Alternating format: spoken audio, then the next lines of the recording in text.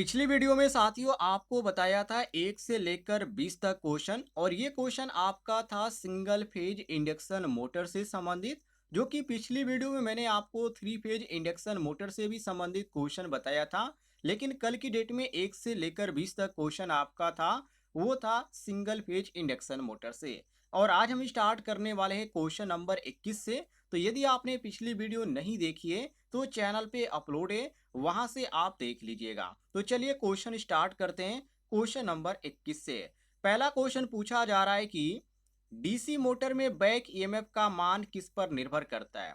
सबसे पहले तो मैं आपको बता दूं, यहाँ पर जो आपका पहला ऑप्शन दिया गया आर्मेचर वोल्टेज पर, ये बिल्कुल यहाँ पे गलत दिया गया है।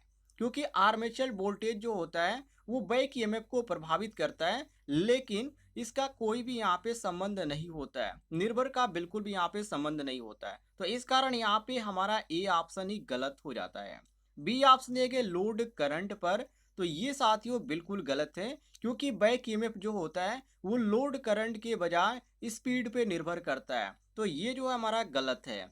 और यहाँ पे सी ऑप्शन दिया गया है मोटर की गति स्पीड पर, तो ये आपका बिल्कुल सही है। क्योंकि जैसे ही आप यहाँ पे डीसी मोटर पर आप लोड बढ़ाते हैं, वैसे ही आपको बैक ईएमएफ जो देखने को मिलता है वो बढ़ता हुआ देखने को मिलता है। कहने का मतलब ये है कि जैसे जैसे लोड बढ़ता है वैसे ही बैक ईएमएफ का मान भी बढ़ता है। तो ये हमारा जो सही हो जाता है ऑप्शन नंबर सी, मोटर की गति। डी ऑप्शन देखिए तापमान पर, तो ये भी बिल्कुल गलत है। क्योंकि साथियों तापमान जो होता है एक कह सकते हैं कि अप्रत्यक्ष रूप से और ये मोटर को प्रदर्शित करता है, लेकिन बैक ईएमएफ का और इसका यहाँ पे स्पीड से कोई भी लेना देना नहीं होता है। तो इसी कारण हम यहाँ पे मारेंगे ऑप्शन नंबर सी, बिल्कुल करेक्ट आंसर। क्लियर हो गया साथियों, ऑप्शन नंबर सी हमारा करेक्ट आंसर हो जाएगा। आगे देखते हैं क्वेश्चन नंबर 22 को।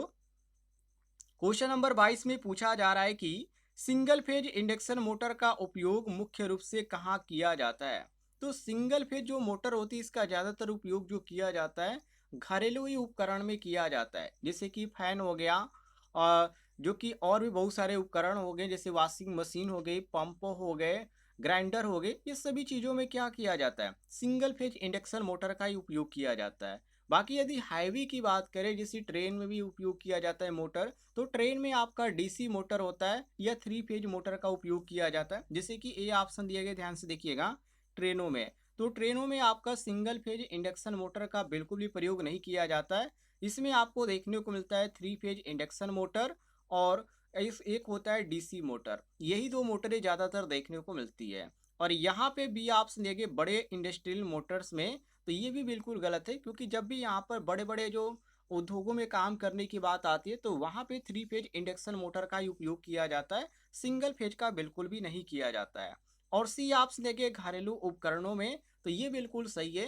क्योंकि जितने भी यहाँ पे छोटे मोटर होते हैं ये आपके घरेलू उपकरणों में उपयोग किया जाते हैं। और सिंगल फेज इंडक्शन मोटर बिल्कुल नॉर्मल मोटर है, तो इसका उपयोग हम फ्रिज में भी करते हैं, फैन में भी करते हैं, पंप में भी करते हैं, वॉशिंग मशीन, ग्राइंडर, बहुत सारी यहाँ पे चीज़ों में करते हैं। इसी कारण हमारा जो सही हो जाता है वो ऑप्शन नंबर सी, बिल्कुल करेक्ट आंसर हो जाता है।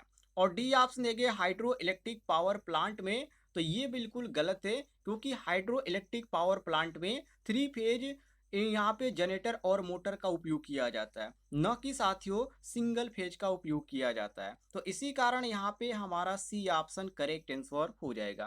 क्लियर हो गया। आगे देखते हैं आगे सवाल में क्या पूछा जा रहा है। आगे सवाल में पूछा जा रहा है कि डीसी श्रृंखला मोटर का मुख्य उपयोग कहाँ किया जाता है। यदि बात करें हम डीसी सीरीज मोटर की, तो डीसी सीरीज का मोटर जो किया जाता है, यदि मुख्य रूप से बात करें तो ज़्यादातर आपको क्रेन में देखने को मिलेगा। और जो इस समय इलेक्ट्रिक ट्रेनें हैं उसमें भी आपको ये मोटरें देखने को मिलती है।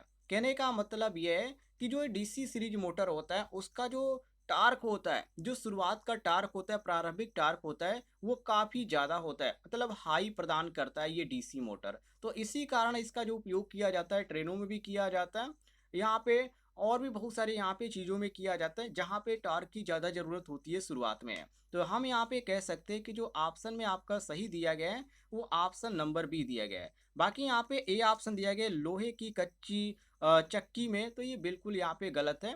क्योंकि यहाँ पे लोहे की जब भी चक्की में बात किया जाता है तो वहाँ पे 3 फेज इंडक्शन मोटर का उपयोग किया जाता है। यहाँ पे डीसी सीरीज का तो बिल्कुल भी नहीं किया जाता है। तो इसी कारण हमारा बी ऑप्शन करेक्ट आंसर हो जाएगा। आगे देखिए क्वेश्चन नंबर 24 को, जिसमें पूछा जा रहा है कि डीसी मोटर की स्पीड बढ़ाने का सबसे आसान तरीका क्या है। तो स्पीड बढ़ाने का सबसे आसान तरीका है आर्मेचर वोल्टेज को बढ़ाकर। जी हाँ साथियों, आर्मेचर वोल्टेज को बढ़ाकर आप क्या कर सकते हैं, डीसी का जो स्पीड है उसको आप आसानी से बढ़ा सकते हैं। कहने का मतलब ये है कि वोल्टेज बढ़ाने से क्या होगा, मोटर की गति बढ़ती है। और उसी चीज को यहाँ पे पूछा जा रहा है कि डीसी मोटर की स्पीड बढ़ाने का सबसे आसान तरीका क्या है, तो आर्मेचर वोल्टेज बढ़ाकर। क्लियर हो गया, ए ऑप्शन ही हमारा करेक्ट आंसर दिया गया है।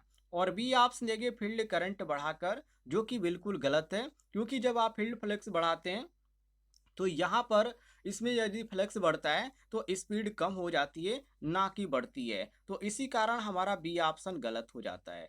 और सी ऑप्शन देखिए आर्मेचर रेजिस्टेंस बढ़ाकर, तो ये साथियों बिल्कुल यहाँ पे गलत है। क्योंकि यदि स्पीड कंट्रोल किया जाता है तो ये आपका आर्मेचर रेजिस्टेंस बढ़ाकर यहाँ पे किया जाता है, लेकिन यहाँ पे स्पीड पर सीधा प्रभाव आप इसके द्वारा नहीं डाल सकते। तो ये आपका गलत हो जाता है। और यहाँ पे डी ऑप्शन देखिए लोड बढ़ाकर, तो लोड बढ़ाने से क्या होती है, स्पीड घटती है, ना कि बढ़ती है। तो इसी कारण हमारा जो सही होता है वो केवल ऑप्शन नंबर ए सही हो जाता है। ए ऑप्शन यहाँ पर देखने को मिलता है, आर्मेचर वोल्टेज बढ़ाकर। ए ऑप्शन हमारा करेक्ट आंसर हो जाएगा। आगे देखते हैं साथियों अगले सवाल को। अगले सवाल में पूछा जा रहा है कि सिंगल फेज इंडक्शन मोटर का स्ट्रोबोस्कोपिक प्रभाव क्या है। ये जो प्रभाव है इसको साथियों बोला जाता है, जो कि इसको हम फ्लिकरिंग बोलते हैं, जो कि फ्लिकरिंग प्रभाव के अंतर्गत ये जाना जाता है। और ऑप्शन में आपको यहाँ पे देखने को मिलता है ऑप्शन नंबर बी। ये आपका आईटीआई लेवल का ही क्वेश्चन है, लेकिन थोड़ा सा हार्ड हो जाता है। कभी कभी ये एग्जाम में पूछा जाता है। ये अब तक का 3 बार यहाँ पे एग्जाम में पूछा गया था, जो कि 16 में एग्जाम में पूछा गया था, जब सेमेस्टर वाइज चल रहा था उस समय भी ये क्वेश्चन पूछा गया था। तो इस चीज को आप ध्यान रखिएगा। ये जो होता है, जब लाइटिंग और जो मोटर की स्पीड होती है वो दोनों जब यहाँ पे एक मेल की तरह यहाँ पे काम करता है, एक सही यहाँ पे दिशा में काम करता है, तो उस समय ऐसा देखने को मिलता है कि मोटर रुक रुक कर चल रही है। तो उसी को हम बोलते हैं फ्लिकरिंग प्रभाव। ये आपका option number B correct answer हो जाता है। आगे देखते हैं अगले सवाल को। अगले सवाल में पूछा जा रहा है कि डीसी मोटर में बैक ईएमएफ का मुख्य कार्य क्या होता है। इस क्वेश्चन को मैंने कई बार आपको बता दिया है। जो यहाँ पे बैक ईएमएफ होता है उसका अलग काम होता है, जो कि यहाँ पे डीसी मोटर में बात किया गया है। तो डीसी मोटर में साथियों बैक ईएमएफ का जो काम होता है वो मोटर की स्पीड को बढ़ाना होता है। और ऑप्शन में आपको ए ऑप्शन देखने को मिल जाता है, मोटर की स्पीड को बढ़ाना। कहने का मतलब ये है कि बैक ईएमएफ स्पीड पर निर्भर करता है। पहले तो ये आप कंफर्म कर लीजिए। दूसरी बात ये कि यहाँ पे साथियों आपको ध्यान देखने की जरूरत है कि ये जो होता है, यदि लोड इसमें बढ़ता है तो लोड बढ़ाने से ये आपका कार्य नहीं करता है। मतलब कि मोटर की स्पीड को बढ़ाना, ये जो आपका ऑप्शन नंबर जो ए दिया गया है ये बिल्कुल गलत दिया गया है, ना कि सही है। और बी ऑप्शन दिया गया कि इनपुट सप्लाई को नियंत्रित करता है, तो ये भी बिल्कुल गलत है। क्योंकि जो बैक ईएमएफ होता है वो सप्लाई को प्रभावित नहीं करता है। तो इसी कारण यहाँ पे हमारा गलत हो जाता है। और सी ऑप्शन देखिए आर्मेचर करंट को सीमित करना, तो ये बिल्कुल सही है साथियों। क्योंकि जो बैक ईएमएफ होता है वो क्या होता है, एक विरोधी वोल्टेज के रूप में कार्य करता है। और आर्मेचर जो करंट होता है उसको नियंत्रित करता है। तो ये जो होता है डीसी मोटर में बैक ईएमएफ का मुख्य कार्य होता है। ऑप्शन सी आपका करेक्ट आंसर हो जाएगा। और डी ऑप्शन देखिए चुंबकीय क्षेत्र उत्पन्न करना, तो ये साथियों बिल्कुल गलत है। क्योंकि चुंबकीय क्षेत्र जो होता है वो फील्ड वाइंडिंग द्वारा उत्पन्न किया जाता है, न कि बैक ईएमएफ के द्वारा उत्पन्न किया जाता है। तो इसी कारण ये भी हमारा गलत हो जाता है। सही जो ऑप्शन होगा वो केवल ऑप्शन नंबर सी सही होगा। क्वेश्चन नंबर 28 को देखिए, जिसमें पूछा जा रहा है कि, क्वेश्चन को ध्यान से देखिएगा, सिंगल फेज इंडक्शन मोटर में कौन सा स्टार्टिंग मेथड सबसे अधिक प्रभावी होता है। यदि हम बात करें मेथड की, तो इसमें कई मेथड होते हैं, लेकिन कैपेसिटर स्टार्टिंग जो मेथड होता है ये आपका बिल्कुल सही होता है। क्योंकि साथियों जो कैपेसिटर स्टार्टिंग जो मेथड है इसमें आपको देखने को मिलता है कि जब उच्च स्टार्टिंग टार्क ये प्रदान किया जाता है इसको, तो और यहाँ पे आपको लोड पर भी देखने को मिलता है, और इसमें लोड जो होता है वो मोटर को जल्दी से स्टार्ट कर सकता है। मतलब कि हम कह सकते हैं कि यह जो होता है उच्च स्टार्टिंग टार्क प्रदान करता है कैपेसिटर स्टार्टर, ध्यान रखिएगा। और बड़े लोड पर ये मोटर जो होता है वो जल्दी स्टार्ट भी हो जाते हैं। तो कैपेसिटर स्टार्टिंग मेथड का हम इसमें उपयोग कर सकते हैं सिंगल फेज इंडक्शन मोटर में, ध्यान रखिएगा। ये आपका स्टार्टिंग मेथड है। बाकी और भी बहुत सारे ऑप्शन है, जैसे कि स्लिप केज स्टार्टिंग दिया गया है। तो इसमें जो स्टार्टिंग जो होता है इसमें टार्क जो देखने को मिलता है वो माध्यम देखने को मिलता है, जो ज़्यादा हाई भी नहीं होता है और ज़्यादा लो भी नहीं होता है। तो इसी कारण हमारा गलत हो जाता है। बाकी यहाँ पे सेडेड पोल स्टार्टिंग दिया गया है, तो ये भी बिल्कुल गलत है, क्योंकि बहुत ही कम ये टार्क उत्पन्न करता है, ये ध्यान रखिएगा। और यहाँ पे हमारा सी ऑप्शन दिया गया है, बिल्कुल करेक्ट आंसर मिला लीजिएगा, कैपेसिटर स्टार्टिंग। क्लियर हो गया साथियों, आगे देखते हैं। आगे सवाल में क्या पूछा जा रहा है। आगे सवाल में पूछा जा रहा है कि डीसी मोटर में किस विधि से गति को सबसे अधिक कुशलता से नियंत्रित किया जाता है। ये भी क्वेश्चन आपका काफी इंपॉर्टेंट है। तो ध्यान रखिएगा साथियों, जब भी यहाँ पे कुशलता की बात किया जाए तो वहां पे हम एक ही विधि अपनाते हैं, वो है आर्मेचर वोल्टेज कंट्रोल विधि। जी हाँ, इस विधि में आपको जो देखने को मिलता है, इस विधि में वोल्टेज को नियंत्रित करके स्पीड को यहाँ पे बढ़ाया जाता है, जो कि कई बार ये क्वेश्चन में रिपीट भी हो चुका है। तो ये आपका option number A correct answer हो जाता है। बाकी फील्ड फ्लक्स कंट्रोल यहाँ पे दिया गया है, तो ये बिल्कुल गलत है, क्योंकि साथियों फील्ड फ्लक्स कंट्रोल विधि में क्या होता है, यदि हाई स्पीड अप्लीकेबल है तो वहाँ पे आप इसको उपयोग में ले सकते हैं, लेकिन गति के लिए तो बिल्कुल भी नहीं ले सकते हैं। तो इसी कारण यहाँ पे हमारा ये गलत हो जाता है, ये ऑप्शन हमारा सही हो जाएगा। क्लियर हो गया, आगे देखिए क्वेश्चन नंबर 30 को, जिसमें पूछा जा रहा है कि कौन सी डीसी मोटर रेगुलेशन के लिए सबसे उपयुक्त होती है। वेरी वेरी इंपॉर्टेंट क्वेश्चन है। तो इसमें आपका होता है एक मोटर जिसको हम संट मोटर बोलते हैं, जो कि यहाँ पे आपको देखने को मिलता है संट मोटर।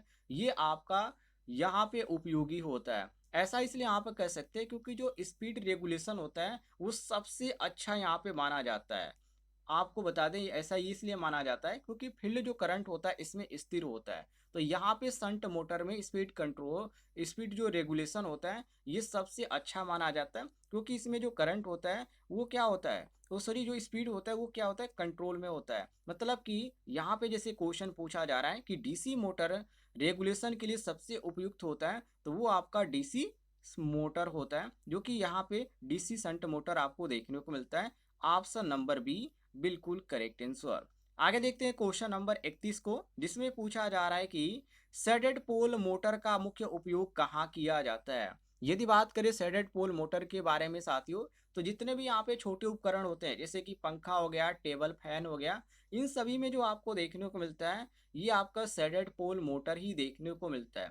और भी बहुत सारी चीजें होती है, या आप ऐसे समझ सकते हैं कि जहाँ पे स्टार्टिंग टार्क कम की बात की जाती है वहाँ पे हम यहाँ पे इस मोटर का उपयोग करते हैं। इसलिए यहाँ पे छोटे छोटे जो उपकरण होते हैं जैसे टेबल फैन हो गया और भी बहुत सारी चीज़ें होती हैं, उसमें आपको ये देखने को मिलता है मोटर। यहाँ पे आपको ऑप्शन नंबर सी देखने को मिलता है। छोटे पंखे और टेबल फैन में कौन सा मोटर होता है, तो सैडेड पोल मोटर होता है। ये आपका साथियों सी ऑप्शन करेक्ट आंसर हो जाता है। क्वेश्चन नंबर 32 को देखिए, जिसमें पूछा जा रहा है कि डीसी मोटर में आर्मेचर रिएक्शन का प्रभाव होता है। डीसी मोटर में आर्मेचर रिएक्शन का प्रभाव क्या होता है, तो ये जो होता है फील्ड फ्लक्स में ये आपका कमी आती है उसको दर्शाता है। मतलब हम यहाँ पे कह सकते हैं कि डीसी मोटर में आर्मेचर के द्वारा जो चुंबकीय क्षेत्र उत्पन्न होता है, जो चुंबकीय क्षेत्र उत्पन्न होता है और मुख्य फील्ड फ्लक्स में को जो प्रभावित करता है उसको क्या करता है, ये कम करता है। मतलब इसकी जो इफेक्टिव फ्लक्स होता है उसको कम करता है, और इसमें जो मोटर होता है उसका टार्क और स्पीड दोनों को ये प्रभावित करता है। तो हमारा जो सही हो जाता है साथियों ऑप्शन में, वो ऑप्शन नंबर बी सही हो जाता है, फील्ड फ्लक्स में कमी आती है। बी ऑप्शन हमारा करेक्ट आंसर हो जाएगा। क्लियर है, आगे देखते हैं क्वेश्चन नंबर 33 को, जिसमें पूछा जा रहा है कि सिंगल फेज इंडक्शन मोटर में स्लिप का क्या अर्थ है। वेरी वेरी इंपॉर्टेंट क्वेश्चन है, जो कि सिंगल फेज इंडक्शन मोटर से ही क्वेश्चन है। तो देखिए साथियों, इसमें आपको देखने को मिलेगा रोटर और वास्तविक गति, जो कि सिंक्रोनस गति के बीच ये अंतर को यहाँ पे दर्शाती है। तो यहाँ पे इसी चीज़ को यहाँ पे पूछा जा रहा है कि इसका अर्थ क्या है। तो आप ऐसे कह सकते हैं इसको कि जो स्लिप मोटर होती है और स्लिप मोटर का जो सिंक्रोनस स्पीड होता है और जो वास्तविक मोटर स्पीड होती है उसके बीच ये अंतर होता है। तो इसे प्रतिशत में ये व्यक्त करता है। इसका अर्थ ये हुआ। तो हमारा जो सही हो जाता है ऑप्शन में, वो ऑप्शन नंबर बी सही हो जाता है। बी ऑप्शन हमारा करेक्ट आंसर। आगे देखते हैं क्वेश्चन नंबर 34 को, जिसमें साथियों पूछा जा रहा है कि डीसी मोटर में फील्ड कंट्रोल का क्या महत्व है। ये भी क्वेश्चन आपका काफ़ी इंपॉर्टेंट है। फील्ड कंट्रोल की बात करें तो इसमें यदि आप फील्ड कंट्रोल के महत्व की बात करें तो टार्क में परिवर्तन, स्पीड कंट्रोल, सुधार, आर्मेचर रिएक्शन को कम करना, ये सभी ऑप्शन यहाँ पे देखने को मिलते हैं, जो कि यहाँ पे आपको क्रम वाइज देखने को मिलते हैं। तो ये आपका ए ऑप्शन बिल्कुल सही हो जाएगा। और यहाँ पे बी भी सही है, सी भी सही है। क्योंकि साथियों जब यहाँ पे टार्क में परिवर्तन की बात किया जा रहा है तो फील्ड वाइंडिंग में जो होता है ये परिवर्तन का मुख्य यहाँ पे कारण होता है, जो कि फ्लक्स को ये प्रभावित भी करता है। तो यहाँ पे मोटर का टार्क ये बदलता रहता है, मतलब कि परिवर्तन होता रहता है। तो ये भी सही है। तो हम यहाँ पे डी ऑप्शन करेक्ट आंसर मारेंगे। उपयुक्त सभी ऑप्शन क्या दिए गए, बिल्कुल सही दिए गए हैं। क्लियर हो गया साथियों। आगे बढ़ते हैं। क्वेश्चन नंबर 35 को देखिए, जिसमें पूछा जा रहा है कि सिंगल फेज इंडक्शन मोटर में पावर फैक्टर सुधारने के लिए किस विधि का उपयोग किया जाता है। तो पावर फैक्टर सुधारने के लिए हम कैपेसिटर, जो कि यहाँ पे समन एक होता है कैपेसिटर समन, उसका हम उपयोग करते हैं। मतलब कैपेसिटर का उपयोग हम इसलिए यहाँ पे करते हैं क्योंकि कैपेसिटर का उपयोग करके जो मोटर होती है उसमें जो लीडिंग होता है, जिसको हम अग्रणी बोलते हैं, उसको हम यहाँ पे प्रदान कर सकते हैं। तो इसी कारण हम इस विधि का उपयोग करते हैं, कैपेसिटर समन, जो कि यहाँ पे आपको ऑप्शन नंबर ए में ही देखने को मिल जाता है। ये साथियों आपका करेक्ट आंसर हो जाएगा। आगे बढ़ते हैं साथियों, अगले सवाल को देखिए।